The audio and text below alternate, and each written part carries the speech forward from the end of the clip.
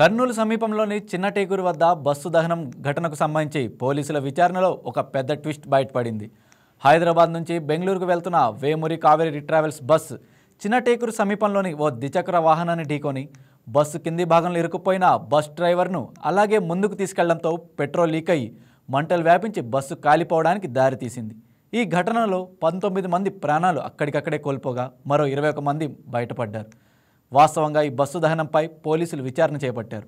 ద్విచక్ర వాహనంపై ప్రయాణిస్తున్న ఒక యువకుడు శివశంకర్ మృతి చెందగా అదే వాహనంపై మరో యువకుడు ఎరిస్వామి ప్రయాణించినట్లు సీసీ కెమెరాల ఫుటేజ్ ద్వారా పోలీసుల విచారణ చేపట్టారు.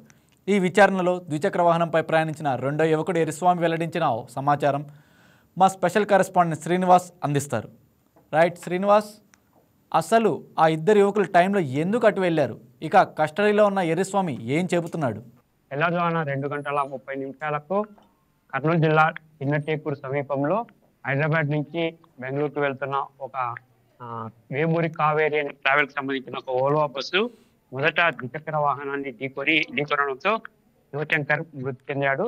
అయితే అదే సమయంలో ద్విచక్ర వాహనాన్ని బస్సు ముందుకు తీసుకుంటూ వెళ్ళడంతోనే ఈ బస్సు దహనానికి కారణమని ప్రాథమికంగా నిన్నటి వరకు అందరూ నిర్ధారిస్తూ వచ్చారు. అయితే ఈ ఘటనపై బాధితుల కుటుంబ సభ్యులు ఇచ్చిన ఫిర్యాదు మేరకు పోలీసులు విచారణ ప్రారంభించారు.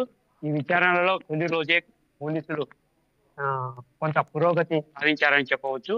వాస్తవంగా నిన్న అర్ధరాత్రి 2:30 సమయంలో ఇటు కర్నూలు సమీపంలో ఉన్నటువంటి ప్రజానగర్ సంబంధించిన ఇద్దరు యువకులు, ఒకరు శివశంకర్, రెండు ఎరిస్వామి, ఇద్దరు కలిసి ద్విచక్ర వాహనంపై ఇటు కర్నూలు నుంచి వెల్లుర్తికి వెళ్లే క్రమంలో చిన్నటేకూరు వద్ద మధ్యలో వెళ్తూ ఒక డివైడర్ పల్సర్ వాహనంపై వెళ్తూ రోడ్డు పక్కన ఉన్నటువంటి డివైడర్ను ఢీకొనడంతో అక్కడికక్కడే శివశంకర్ మృతి చెందారు. అయితే ఈ ఘటనతో ఆశ్చర్యపోయినటువంటి అదే వాహనంపై ప్రయాణిస్తున్న మరో యువకుడు ఎరిస్వామి ఈ ఘటనకు చెల్లించిపోయి మొదట ఆ పల్సర్ వాహనము రోడ్డుకు అడ్డంగా పడి ఉండడాన్ని చూసి వెంటనే ఆ వాహనాన్ని పక్కకు తప్పించే ప్రయత్నం చేయగా ఒక వాహనము వేగంగా వచ్చి పల్సర్ వాహనాన్ని ఢీకొనింది. అయితే అప్పటికీ కూడా ఆ వాహనాన్ని రోడ్డు పక్కకు తప్పించే క్రమంలో ఆయన రెండో ప్రయత్నం చేస్తున్న సమయంలో అదే టయానికి హైదరాబాద్ నుంచి వస్తున్నటువంటి వేమూరి కావేరీ ట్రావెల్ బస్సు ఆ ద్విచక్ర వాహనాన్ని ఈడ్చుకుంటూ ముందుకు వెళ్ళి కొద్ది దూరం వరకు వెళ్లడంతో ఆ రెండు వాహనాల రాపిడికి మంటలు అంటుకొని బస్సు పూర్తిగా దహనమైంది. ఈ ఘటనను ప్రత్యక్షంగా చూసిన ఆ పల్సర్ వాహనంపై ప్రయాణిస్తున్న రెండో యువకుడు ఎరిస్వామి ఈ బస్సుకు మంటలు వ్యాపించడంతో భయభ్రాంతులకు గురై పరారయ్యాడు. అయితే ఈ ఘటనపై పోలీసులు కేసుని నమోదు చేసుకొని ఒక సవాల్గా స్వీకరించి ఇవాళ విచారణ ప్రారంభించగా వాస్తవంగా ఈ ద్విచక్ర వాహనానికి సంబంధించిన ఘటన ఎలా చోటు చేసుకుంది అన్న దిశగా పోలీసులు విచారణ ప్రారంభించగా ఇటు చిన్నటేకూరుకు పైభాగంలో ఉన్నటువంటి లక్ష్మీపురం గ్రామ సమీపంలోని ఒక HP పెట్రోల్ బంక్ వద్ద ఈ ఇద్దరు మృతి చెందినటువంటి శివశంకర్ తో పాటు ఎరిస్వామి ఇద్దరు పెట్రోల్ కోసం ఆ పెట్రోల్ బంక్ ని ఆశ్రయించినట్లు అక్కడ సీసీ కెమెరాల ద్వారా బయటపడింది.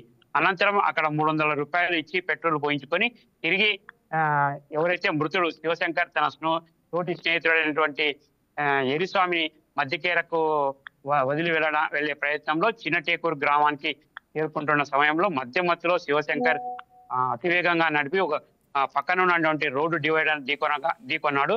అక్కడికక్కడే శివశంకర్ మృతి చెందగా ఎరిస్వామి స్వల్ప గాయాలతో బయటపడి ఆ వాహనాన్ని పక్కకు తప్పించే క్రమంలో తప్పించలేక ఇటు హైదరాబాద్ నుంచి బెంగళూరుకు వెళ్తున్న కావేరీ ట్రావెల్ బస్సు ఆ వాహనాన్ని ముందుకు ఈడ్చుకుంటూ వెళ్ళడం, అగ్ని ప్రమాదానికి చోటు చేసుకోవడం. ఆ ప్రమాదంలో దాదాపుగా 16 మొత్తం 21 మంది బయటపడగా ప్రాణాలతో బయటపడగా 19 మంది ఆ బండి పడిపోవడం, దాన్ని బస్సు డ్రైవర్ స్పీడ్గా నిర్లక్ష్యంగా దాని మీద నుంచి లాగించేశాడు బస్సుని. అంటే దాని అర్థం వాస్తవంగా చిన్నటేకూరు జాతీయ రహదారిపై రోడ్డుకు అడ్డంగా పడిన ఈ పల్సర్ వాహనాన్ని రెండోసారి పక్కకు తప్పించాలని చేసిన ప్రయత్నంలో భాగంగా విఫలమైనటువంటి ఈ ఎరిస్వామి అదే సమయంలో వేగంగా దూసుకొస్తున్నటువంటి ఈ వేమూరి కావేరీ ట్రావెల్స్ బస్సు ఆ ద్విచక్ర వాహనాన్ని వేగంగా ఢీకొని ముందుకు వెళ్ళడం క్షణాలలోనే మంటలు వ్యాపించడం బస్సుకు బస్సులో తీవ్రమైనటువంటి మంటలు చెలరేగడంతో అక్కడ ఆ ఓకే ఓకే సిచ్యువేషన్ శ్రీనివాస్, ఈ చూసిన ఘటనపై ఏడుస్వామి ప్రభుత్వం ఎలా భయపడి ముందుకెళ్లే అక్కడి నుంచి అవకాశం ఉంది? ఈ ఘటనపై ప్రభుత్వం ఎలా ముందుకెళ్లే అవకాశం ఉంది? వాస్తవంగా ఈ ఘటన ఆ, మొదట మాత్రము ఈ ఓల్వా బస్సు ద్విచక్ర వాహనాన్ని ఢీకొనడంతో శివశంకర్ అక్కడికక్కడే మృతి చెందాడు. ఆ తర్వాత బస్సు ముందుకు ఈడ్చుకుంటూ వెళ్లడంతోనే ఈ ప్రమాదం ఘటన చోటు చేసుకుంది. ఈ ప్రమాదంలో దాదాపు 19 మంది మృతి చెందారనేది ప్రాథమికంగా నిన్నటి వరకు నిర్ధారణకు వచ్చారు. అయితే ఇవాళ ఈ ఘటనకు సంబంధించిన కేసు పురోగతిపై పోలీసులు దృష్టి సారించగా సీసీ కెమెరా ఫుటేజ్ ఆధారంగా చేపట్టిన విచారణలో మాత్రం పోలీసులు కొంత పురోగతి సాధించారని చెప్పవచ్చు.